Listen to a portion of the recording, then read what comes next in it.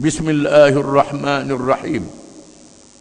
Wa an Anas radhiyallahu anhu qala lamma athqala an-nabiy sallallahu alaihi wasallam ja'ala yataghashahu al-karbu faqalat Fatimah radhiyallahu anha wa karba abatah faqala laysa ala abika karbun ba'da al-yawm falamma amata qalat ya abatah ajaba rabban da'ah ya abatah jannatul firdausi ma'wah ya abatah ila jibril nan'ah falamma dufina qalat Fatimah radhiyallahu anha atabat anfusukum an tahthu ala Rasulillah sallallahu alaihi wasallam at-turab rawahu al-Bukhari.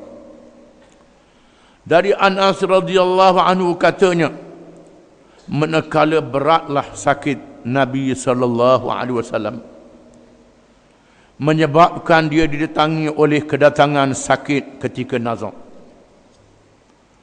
maka berkatalah Fatimah radhiyallahu anha, wahai sayangnya ayah, sakitnya ayah, kata Fatimah.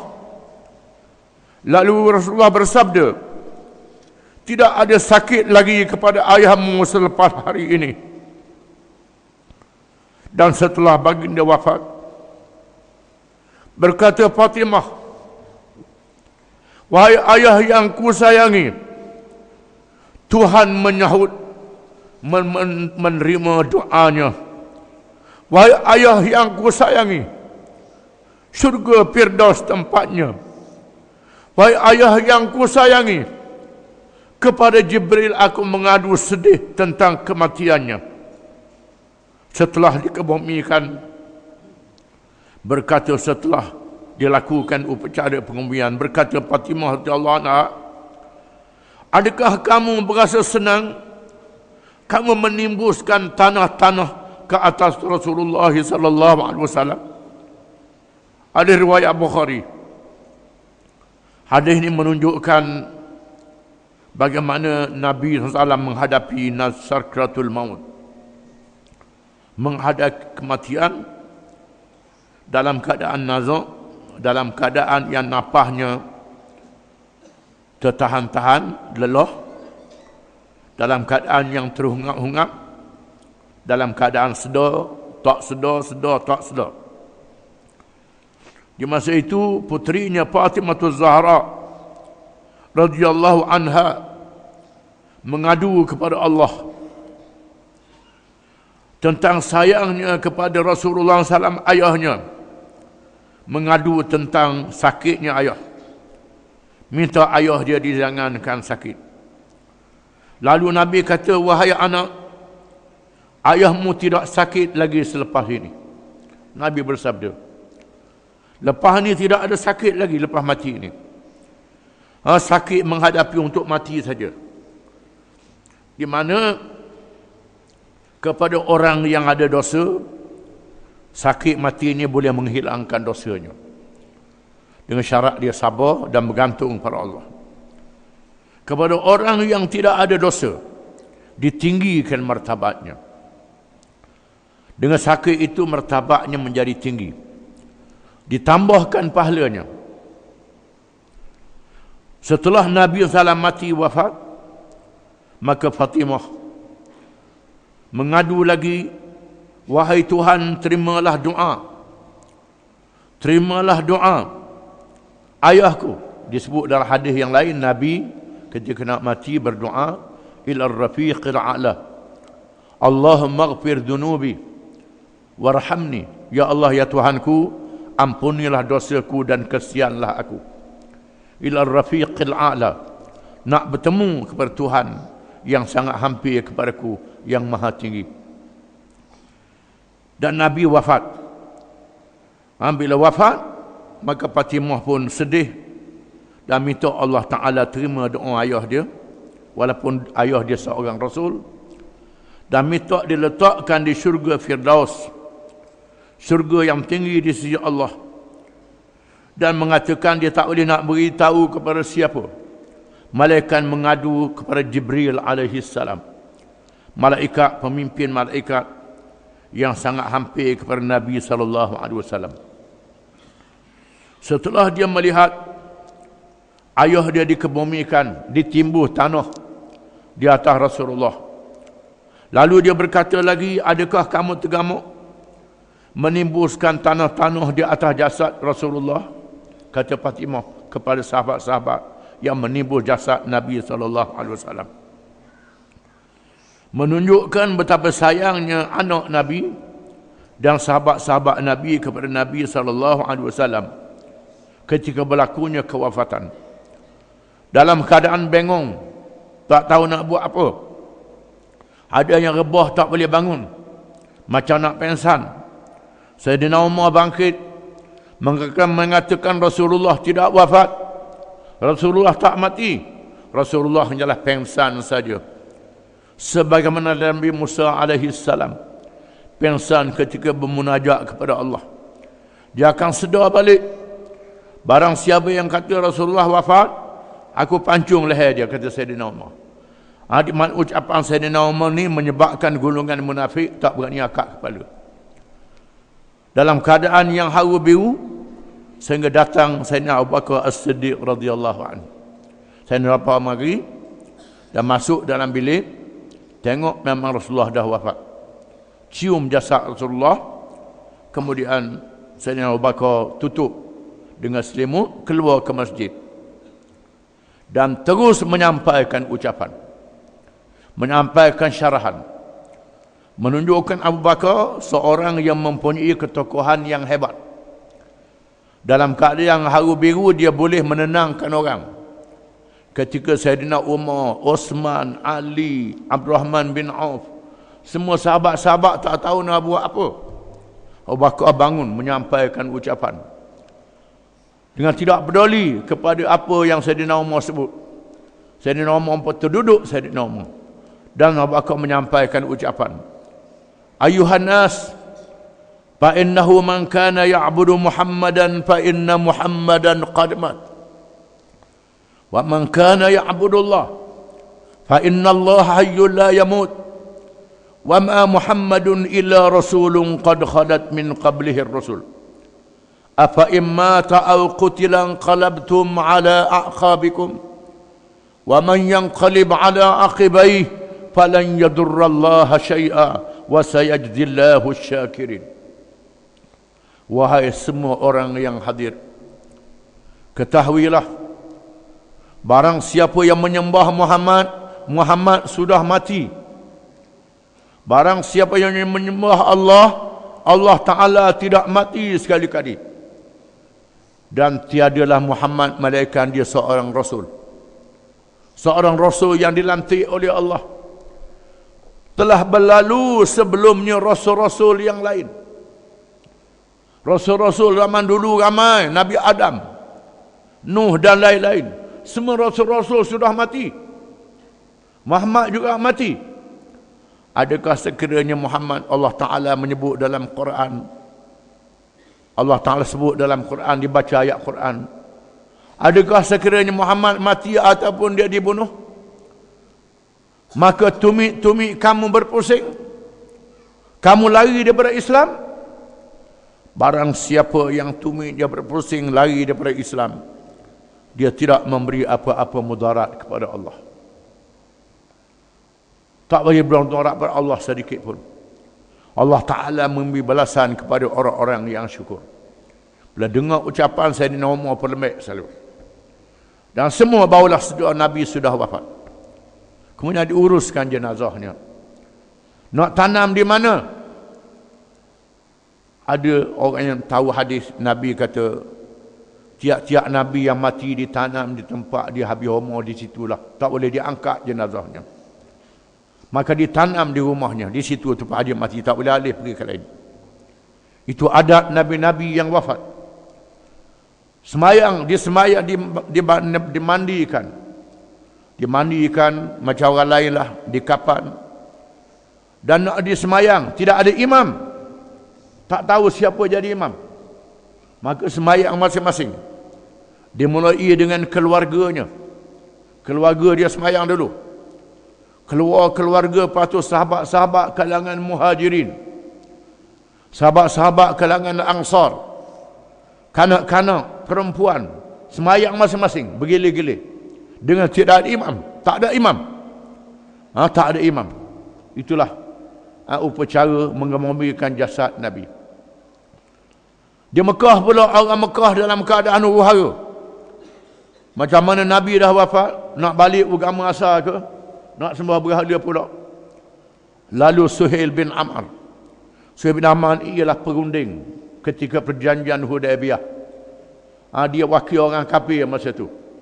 Bila Nabi masuk Mekah, dia masuk Islam. Suhail bin Amr ni, Suhail bin Amr menunjukkan jasanya dan naik di atas pintu Kaabah menyampaikan ucapan, Muhammad sudah mati, kita terus dengan Islam bersama dengan Islam yang Muhammad bawa ni.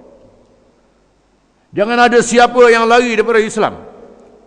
Masa itu Gubernur Mekah Usaid bin Hudair menyembunyikan diri. Usaid bin Hudair ni usianya dalam 20 tahun. Orang umur 20 tahun, orang muda. Bila dengar kabilah Arab ni murtad, orang muda ni hilang, Gubernur dia takut. Di mana Suhail bin Amr naik di atas pintu Kaabah, mengumpulkan penduduk Mekah, menyampaikan ucapan. Kemudian orang Taif pula, pemimpin Taif, menyampaikan ucapan, wahai orang Taif, jangan kamu jadi orang yang paling akhir masuk Islam dan orang yang awal murtad. Jangan. Sudahlah mu ni akhir masuk Islam, murtad dulu pada orang pula. Ketuanya memberi amaran, maka Mekah Taif dalam keadaan selamat. Kemudian di Oman, pemimpin dia Al-Jarud, iaitulah seorang padri. Di mana ketua Raja Oman, Raja Bahrain bangkit, murtad. Raja yang tu jadi kafir, raja ambil kuasa dia balik. Murtad. Raja Oman mati belum Nabi wafat. Oman boleh bertahan. Raja Bahrain murtad. Lalu Al-Jarud ni seorang padri yang pernah bertemu dengan Nabi SAW, yang Nabi puji kebijaksanaannya. Jarud tanya orang ramai, di mana Nabi-Nabi zaman dulu? Nabi-Nabi zaman dulu mana dah? Adam, Nuh, Ibrahim, Musa dan lain-lain. Ke mana? Orang kata mati belaka dah. Nabi zaman dulu mati, maka Muhammad matilah juga. Adapun aku, asyhadu an la ilaha illallah wa asyhadu anna Muhammadar Rasulullah, kata dia. Maka Jarud bersama dengan pengikutnya telah diburu oleh Raja Bahrain, bersembunyi di bukit dikepung dalam keadaan kelaparan, sehinggalah tentera Islam mari menyelamatkan mereka. Itulah kisah ketika Nabi wafat. Dalam keadaan haru biru, Allah Ta'ala selamatkan Islam. Semua Islam dalam sedih. Hadis yang ke-29. Wa an Usamah bin Zaid bin Harithah maula Rasulullah sallallahu alaihi wasallam wa hibbihi wa ibn hibbihi radhiyallahu anhuma qala arsalat bintun nabiy sallallahu alaihi wasallam inna ibni qad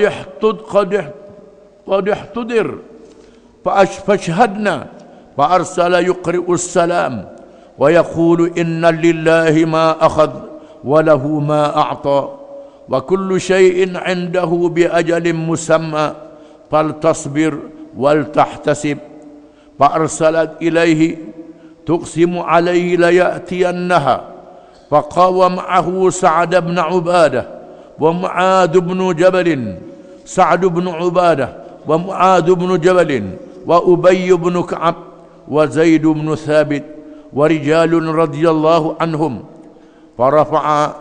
فرفع إلى رسول الله صلى الله عليه وسلم الصبي فأقعده في حجره ونفسه تقعقع ففاضت عيناه فقال سعد يا رسول الله ما هذا؟ فقال هذه رحمة جعلها الله تعالى في قلوب عباده وفي رواية في قلوب من شاء من عباده وإنما يرحم الله من عباده الرحماء متفق عليه. Maksudnya dari Usamah bin Zaid bin Harithah, bekas hamba Rasulullah SAW yang dimerdekakan, kekasihnya dan anak kepada kekasihnya radhiyallahu anhuma, katanya telah menghantar utusan oleh putri anak perempuan Nabi SAW, memberitahu bahawa anakku dalam keadaan nazak. Sila datang. Rasulullah menghantarkan utusan, sampaikan salam dan katakan, sesungguhnya bagi Allah apa yang dia ambil dan baginya apa yang dia beri, dan tiap-tiap sesuatu di sisinya ada ajal yang ditetapkan. Bersabarlah dan percayalah pahala yang dijanjikan oleh Allah. Lalu dia hantar lagi utusan memberitahu dia akan datang. Lalu dia bangun bersamanya Sa'ad bin Ubadah, Mu'ad bin Jabal, Ubay bin Ka'ab, Zaid bin Thabit dan beberapa orang lagi sahabat radhiyallahu anhum. Setelah sampai, dibawa anak yang kecil itu kepada Nabi SAW. Lalu baginda meribanya. Dalam ribaannya, dalam keadaan napasnya tersedu-sedu dan air matanya berlinang. Lalu Sa'ad berkata, wahai Rasulullah, apa ini? Sabdanya, ini rahmat yang Allah Ta'ala jadikan di dalam hati hamba-hambanya. Mengikut riwayat yang lain, dalam hati-hati sesiapa yang dikehendaki di kalangan hamba-hambanya. Sesungguhnya Allah merahmati daripada hamba-hambanya yang penyayang. Hadis riwayat Bukhari dan Muslim. Hadis ini mengisahkan kesedihan dan kesabaran Nabi SAW dan menasihati anaknya bersabar. Hadis riwayat Usamah bin Zaid bin Harithah.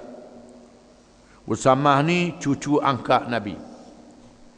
Zaid bin Harithah anak angkat Nabi, yang berasal daripada tawanan yang dijual. Dia beli oleh Khadijah. Dia beri pada Nabi dan Nabi merdekakan dia dan jadi anak angkat. Zaid bin Harithah termasuk di kalangan orang-orang yang awal masuk Islam. Mula-mula masuk Islam Khadijah. Lepas tu Sayyidina Ali, Zaid bin Harithah, kerana duduk di rumah. Lepas tu baru Abu Bakar. Baru diikuti oleh orang-orang yang lain.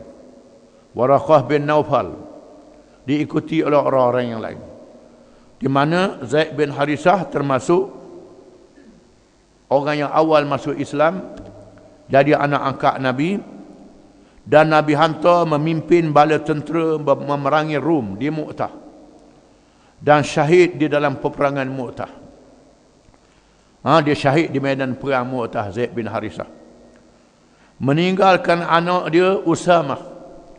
Usamah ni jadi cucu angkat Nabi, yang Nabi sangat sayang kepadanya, terutamanya kesedihan setelah ayah dia mati. Usamah jadi kesayangan Nabi, sehingga Nabi naik unta letak di belakang, gendong sama. Naik kuda letak belakang, naik keldai letak Usamah naik sama. Menunjukkan betapa sayangnya Nabi SAW kepada Usamah bin Zaid. Usamah yang muda ni dilantik oleh Nabi selepas itu dalam usia belasan tahun, dekat 20 tahun, 17-18 je, memimpin bala tentera untuk membela ayahnya yang mati dalam perang Mu'tah. Dalam usia yang muda, orang tak berani kata apa. Orang tak berani kata apa bila Nabi lantik jadi Usamah jadi ketua tentera. Lantik Usamah, ada orang kata muda lah. Nabi kata dulu tak setuju ke ayah dia, ni tak setuju ke anak dia pula. Nabi kata senyap. Lantik Usamah.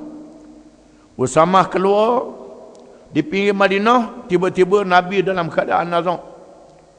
Usamah pun terpaksa tangguh berkhemah di luar Madinah. Tak jadi bertolak.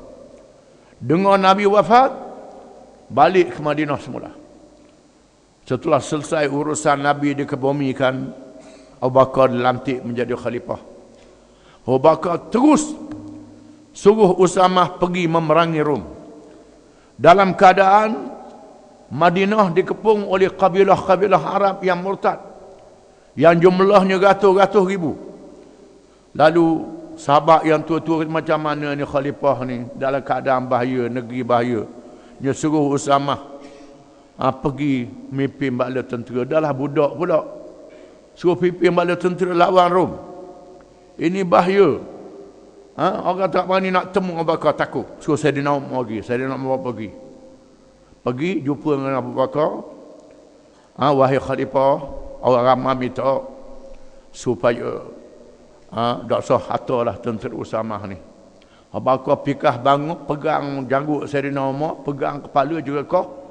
Saidina Umar, Abu Bakar kata, khawarun fil jahiliyah, jabanun fil Islam. Berani sangat masa jahiliyah, masa Islam penakut, kata Saidina Umar. Saya bakar pada Saidina Umar.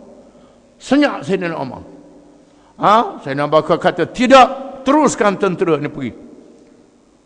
Teruskan tentera ni pergi. Kalau sekiranya anjing menjilat kaki isteri-isteri Nabi dalam keadaan bahaya, aku tidak akan benarkan tentera ini balik. Pergi terus. Pergi. Maka takut belaka senyap. Rupanya Saidina Umar takut ke Saidina Abu Bakar ni. Hebat dia. Hebat Saidina Abu Bakar ni. Walaupun orangnya lembut, sekali-sekali waktu keluar suara, Saidina Umar pun terduduk. Terduduk Saidina Umar. Dan Usamah pun pergi, tentera Rom berunduh. Tak jadi. Tuhan jadikan kehebatan. Ini adalah perang psikologi. Orang panggil perang psikologi.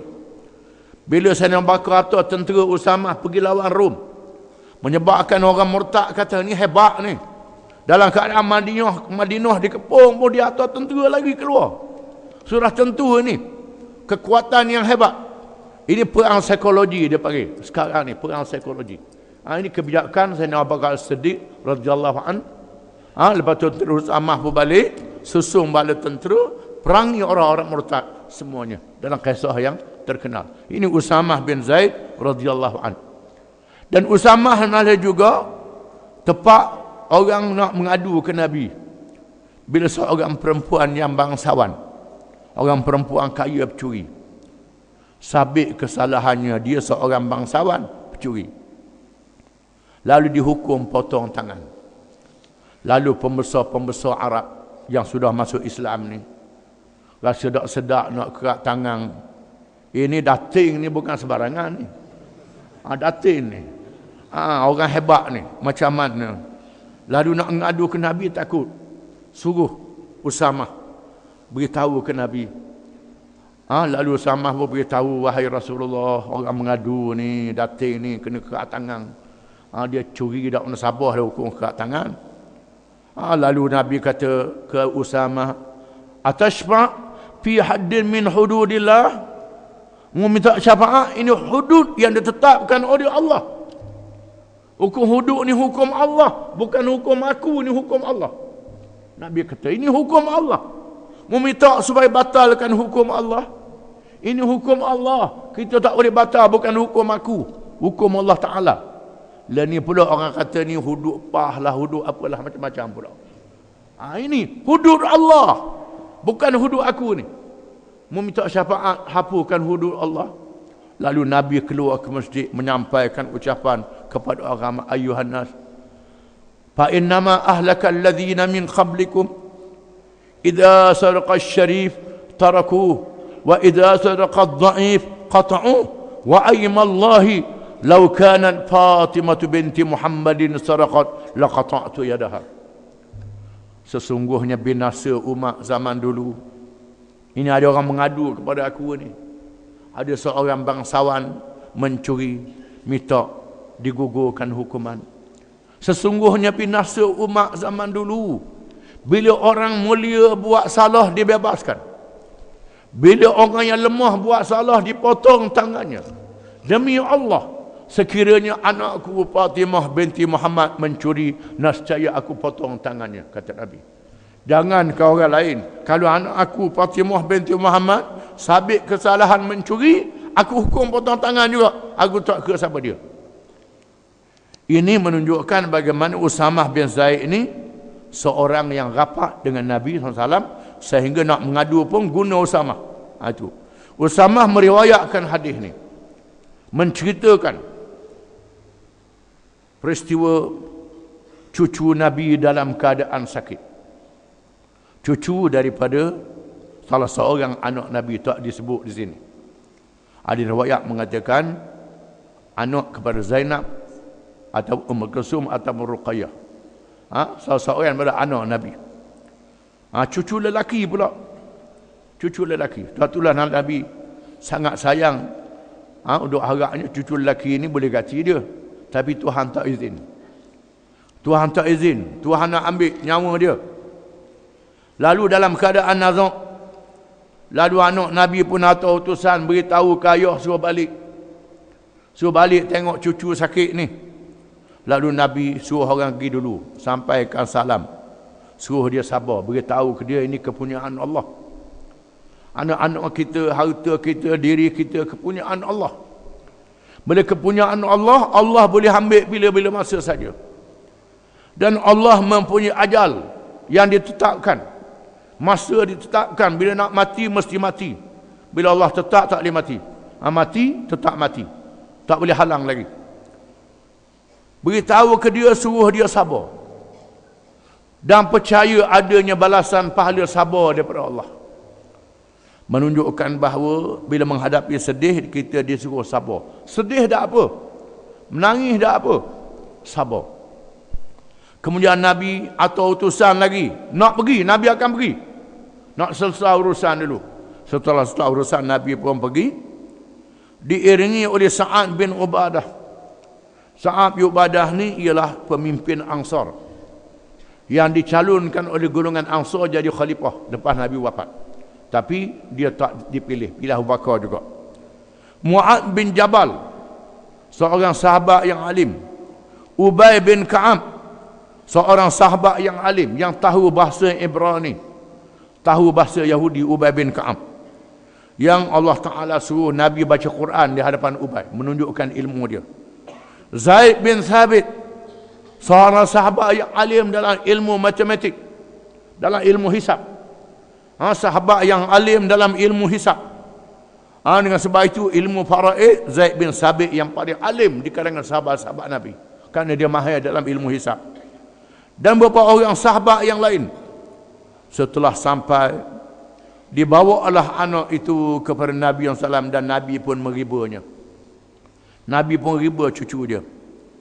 Tiba-tiba sahabat tengok Nabi dalam keadaan terisak-isak. Riba cucu dalam keadaan terisak-isak. Kemudian mengalir air matanya, menangis. Lalu Sa'ad bin Ubadah berkata, apa ni wahai Rasulullah? Rasulullah suruh kita sabar. Rasulullah suruh kita sabar. Rasulullah sendiri pun menangis juga. Apa ni? Kata Sa'ad bin Ubadah. Nabi kata, ini rahmat yang Allah Ta'ala jadikan di dalam hati-hati hamba-hambanya yang dipilih, yang ada rasa kesian. Allah Ta'ala beri rahmat kepada orang yang ada rasa kesian di dalam hatinya, yang hatinya tidak keras, lembut. Kita dibenarkan bersedih, dibenarkan duka cita. Duka cita ni lah adanya sabar lepas pada itu. Kalau tak ada sedih, tak ada sabar lah. Itu dia.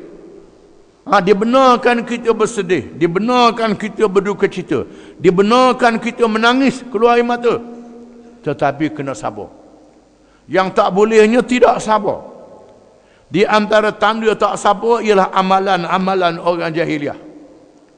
Bila ada kematian, tapau pipi, lepas tapau pipi dia sendiri, garu muka, siap baju, melolong, wong tak tahu kahala. Itu adalah amalan orang jahiliah. Setengah orang jahiliah tu pula upah menangis pula. Ada upah menangis pula, ada tukang ambil upah pula menangis. Sebab begitu, itu tak betul belaka. Ini adalah kerja-kerja jahiliah. Islam membenarkan kita sedih dan dia suruh kita sabar. Dalam sedih ni ada sabar. Kalau tak ada sedih, tidak ada sabar. Sebab ada sedih ni ada sabar. Daripada sabar inilah Tuhan beri pahala pada kita. Dan kita disuruh sebut, inna lillahi wa inna ilaihi raji'un. Sesungguhnya kami kepunyaan Allah, dan kami balik kepada Allah bila-bila masa saja. Ini disuruh kita sebut bila menghadapi kesedihan. Sama ada kematian ke, kehilangan harta ke, apa saja. Inna lillah wa inna ilaihi raji'un. Kitanya bila mati saja inna lillahi wa inna ilaihi raji'un. Lain pada mati tak. Semua perkara yang sedih, sunat kita sebut inna lillahi wa inna ilaihi raji'un. Wallahu a'lam.